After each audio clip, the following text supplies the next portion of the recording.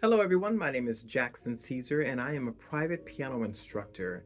And I wanted to make this video because I've seen a lot of new students struggle in this area, and so it's caused me to change my way of teaching as far as beginning students. And now I'm teaching the lines and spaces on day one. So for example, we have your left hand and your right hand for your bass clef and your treble clef. These five fingers are going to be representing your line notes, and the spaces in between are your space notes, because there are 5 lines and 4 spaces on the musical staff. So for your left hand, you will memorize the following for your line notes. Great big dragons fly around. Or you can change it to something else you'd like. But it's very important that you memorize and have this together during your first lesson, your second lesson, because at the top of every lesson, I will have my students sight reading advanced pieces of music, looking at chords, arpeggios, 16th notes, or whatever scales, and I'm going to be asking them to tell me what the notes are, regardless of the key. But the point is to learn to be able to recognize the notes on the staff, the left hand treble, the bass clef, as well as the right hand treble clef. Now let's go with the space notes. This would be A, C, E, and G. That would be A.C.E.G. That's what I call it. A.C.E.G. So your A.C.E. Some people like to say all cows eat grass. All cows eat grass. That's fine. Do what works for you. But whenever it's time to sight read, I want you to, when I point to that note, I want you to be able to say cows, grass, all. Okay? You don't have to say A, C. You can just say all cows. That's fine, as long as you get that letter in that word. Okay? Now let's go with the the right hand. I got you. Let's go with the right hand. So for our lines, we're going to be saying the famous one. Every good boy deserves fudge. Every good boy deserves fudge. Now your space notes are going to be spelling a word, face, F-A.C.E. Should be easy enough. But just know this, every time you get a new piece of music and it's time to sight read, I want to make sure that my students are able to just call it out, just as it is. Every girl, boy, however, let's get it done, okay? Let's make that happen by memorizing that phrase. The other thing I want to make sure that my students know to do is that when it comes to learning how to, or understanding the number of sharps and flats for the keys that we're in, if you see 2 sharps, if you see 2 flats, you should be able to determine what they are. So in this case, we're going to be using our left hand and right hand again. In this case, we fall flat for the left hand, and then we sharp right, okay?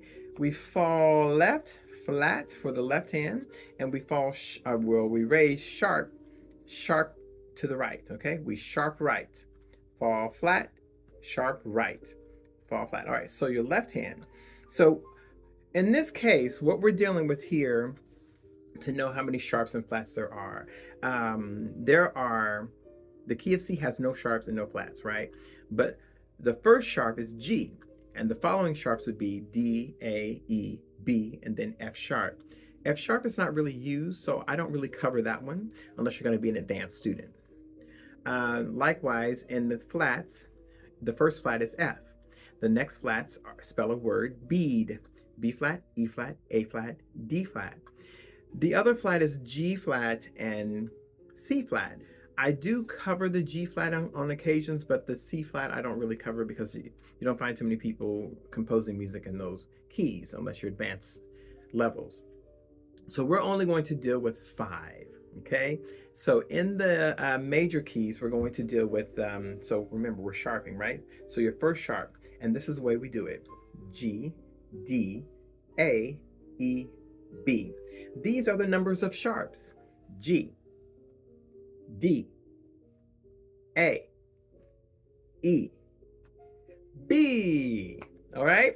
So it should make it easier for you. So when I was younger, the organist would be on one side and the pianist would be on the other side of the church. And the organist would be playing, and I would jump on the piano and I'd be like, what key? And they would use either the left hand or the right hand. And that told me what key they were in. So if they did this, that told me they were in the key of A, because this is the right hand And this is how many sharps are in the key of A. So now let's cover the flats.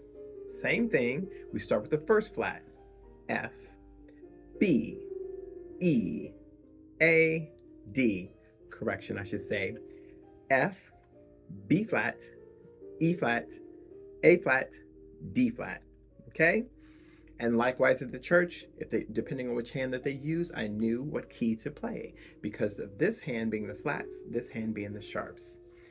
All right, so I hope these tips helped, and I hope that it will help you with your sight reading to be able to identify these keys, because I want my students to be able to move on and progress.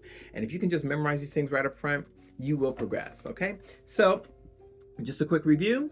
If you're familiar with a palindrome, the same forwards and backwards, you'll see. It's not quite as far as sharps and flats, but it is for the letters, the palindrome there. So you have C, G, D, A, E, B, F. Look at this, F, B flat, E flat, A flat, D flat, G flat, and C flat. All right.